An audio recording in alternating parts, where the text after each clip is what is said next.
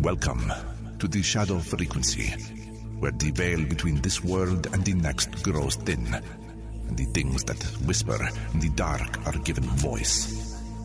From the cryptic candlelit studios, deep in the Indiana forests, your host, Matt Wilson, and his spectral producer, Juniper Ravenwood, unearth the forbidden, the forgotten, and the fearsome.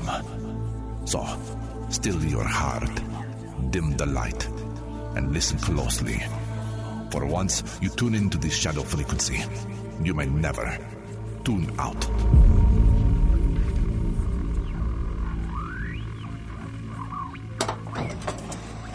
Okay, let's see what horrors we've alphabetized tonight. Yeah.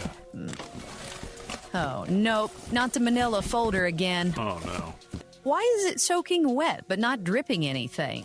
That is deeply unsettling. Juniper, please tell me that's not another haunted water bill. Worse, it's labeled incident that never happened. Great. And it smells like a basement. Back in the cabinet. Far back. Oh, come on, now the sealed envelope is back again. The one you burned? The one I burned, shredded, and mailed to another state. Nope, not today, Demon Stationery. Pitch it. I swear it just landed back inside the drawer. We're ignoring that. Agreed. Digging deeper. Oh, here we go. What do you got, June? Tonight's file, episode 284, West Virginia State Penitentiary, Echoes of the Damned. Execution chambers, lifelong sentences, and spirits that never checked out. Some prisons release inmates. This one released ghosts. Let's open file 284, West Virginia State Penitentiary, Echoes of the Damned. You are tuned to the Shadow Frequency, where every whisper tells a story from beyond the veil. Hosted by Matt Wilson. Produced by Juniper Ravenwood. With Chris Beach. The darkness continues. Tonight, we unlock the iron gates of one of America's darkest fortresses, the West Virginia State Penitentiary in Moundsville. For 119 brutal years, its Gothic walls swallowed men whole, then refused to let their screams leave. Shadows still pace the tiers. Doors slam in empty halls, and something in the basement remembers every crime that ever happened there. Juniper, you just gave me chills before I even opened the file. Yeah. This place isn't just haunted, it feels like the building itself is holding court, still passing sentence on anyone who steps inside. Buckle up, friends. We're going in. All yours, Matt.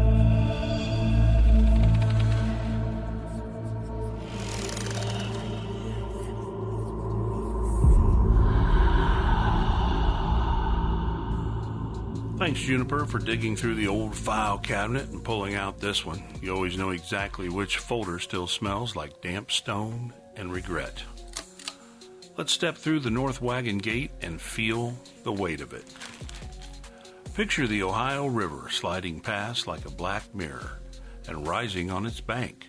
This massive Gothic nightmare, turrets, battlements, stone walls 24 feet high, built starting in 1866, finished in 1876, designed to hold the worst West Virginia had to offer.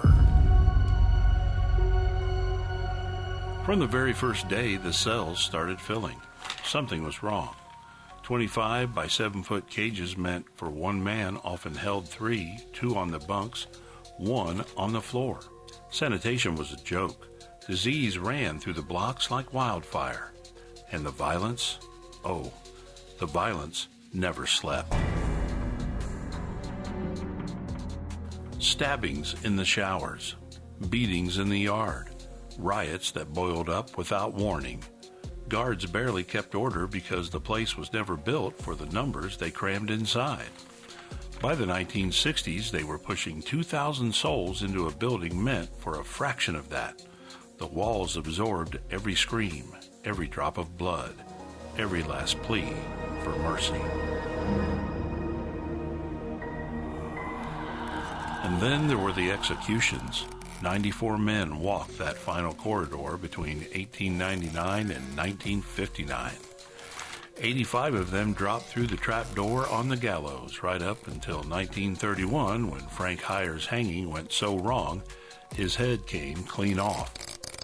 After that, they switched to the electric chair, inmates nicknamed Old Sparky, built by one of their own.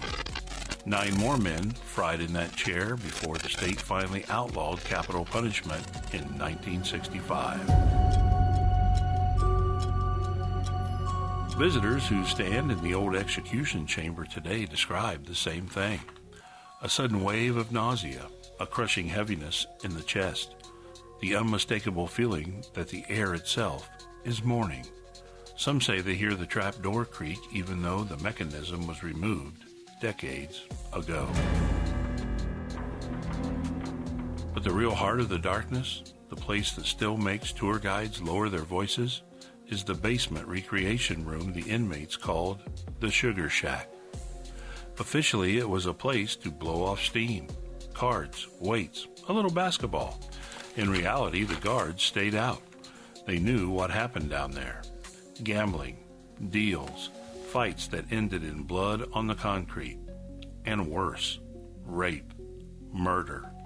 Bodies sometimes dragged to the steps and left so the guards could pretend they never knew.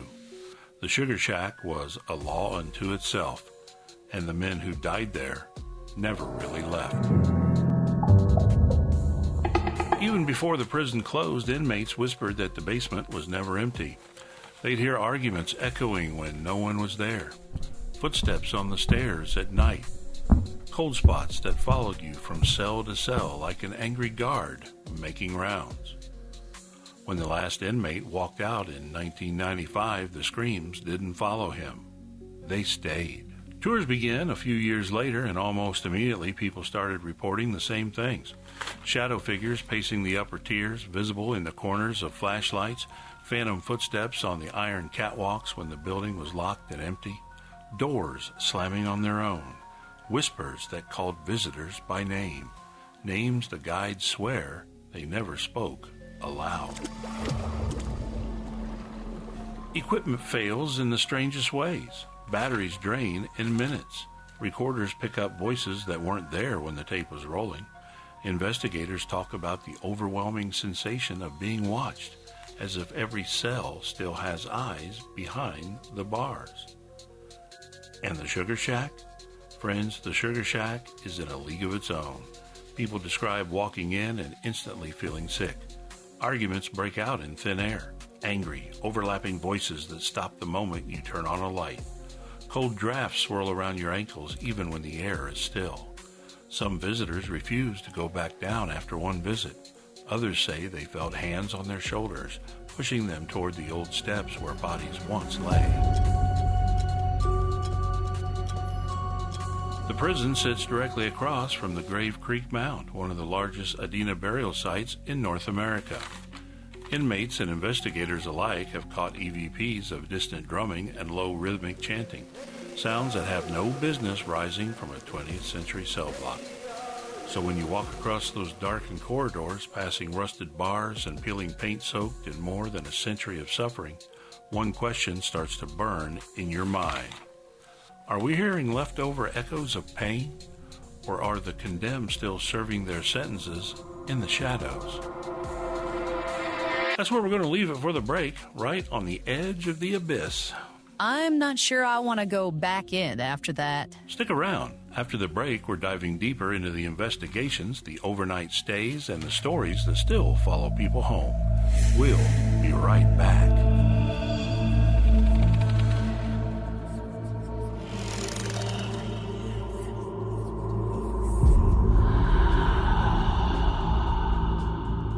We're only halfway through one of the most haunted places in America, and already the walls feel like they're closing in. What are you feeling right now, listeners? Curious, uneasy, or ready to turn on every light in the house? I know I'm keeping the hallway light on tonight. Let's hear what Chris has to say, then we'll open the spectral inbox. What's up, Juniper?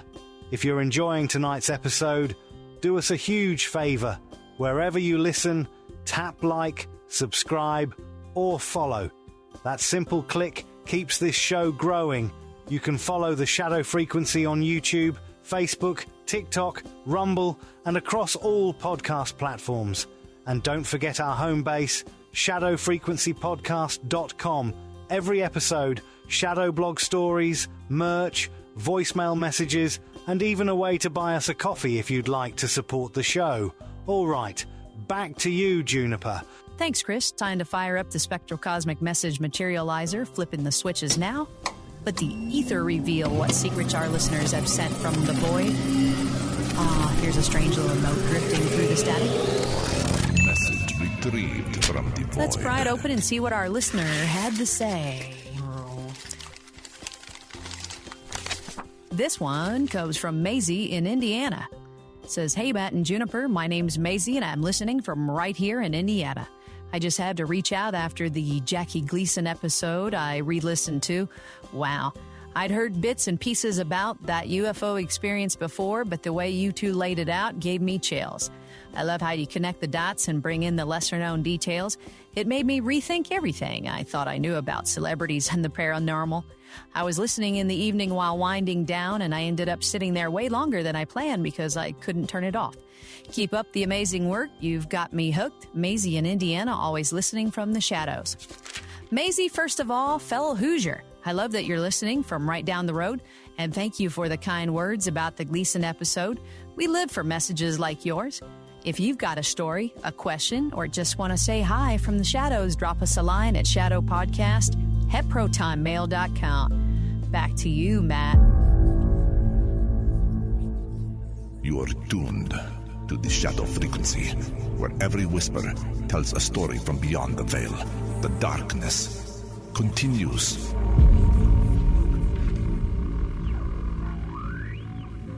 Thanks, Juniper. And Maisie, seriously, that made my night. Glad the Gleason episode kept you up. We'll try to do the same with Moundsville. Now, let's start to go a little bit deeper. People don't just visit the penitentiary, they come for the night. Paranormal teams book the place for 6-hour investigations, flashlights in hand, recorders rolling, and the stories they bring back are remarkably consistent.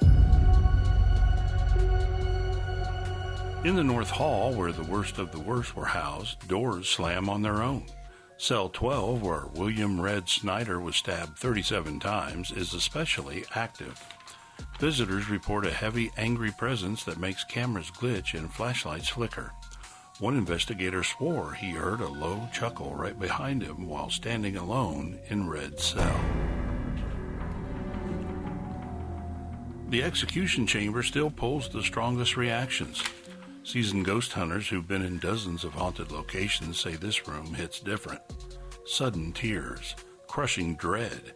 One team captured an EVP that sounded like a man quietly counting down from 10, right before the trap door would have fallen.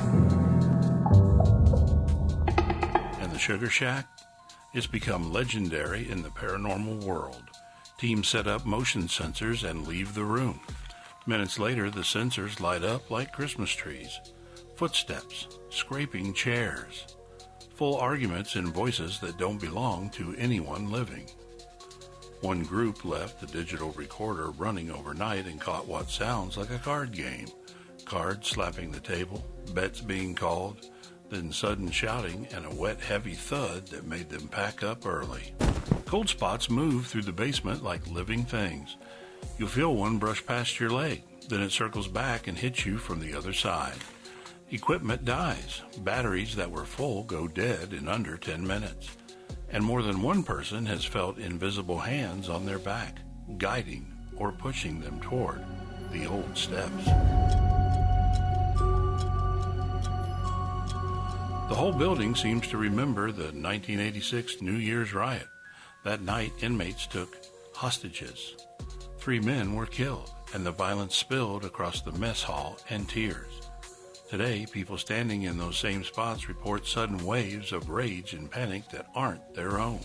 Of course, some folks will tell you it's all explainable. Old pipes groaning, wind whistling through broken windows, the power of suggestion when you're standing in a place soaked in misery. And yeah, an abandoned prison at midnight can mess with your head. But when dozens of independent investigators, skeptics, and everyday tourists all describe the exact same shadow pacing the same tier, the same voice whispering the same name, you start to wonder. Because the reports don't stop at the gate, people take the prison home with them.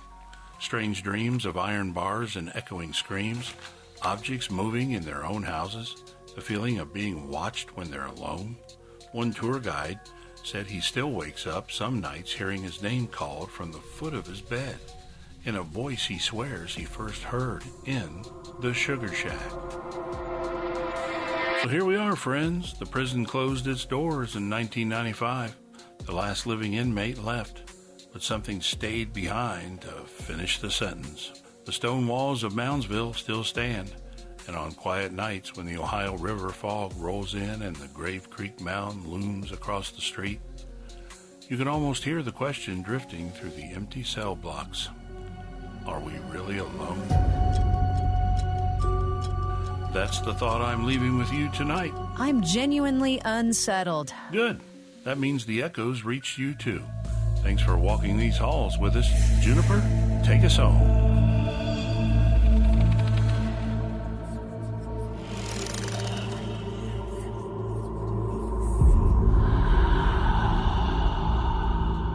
What a journey through one of America's most infamous haunted prisons.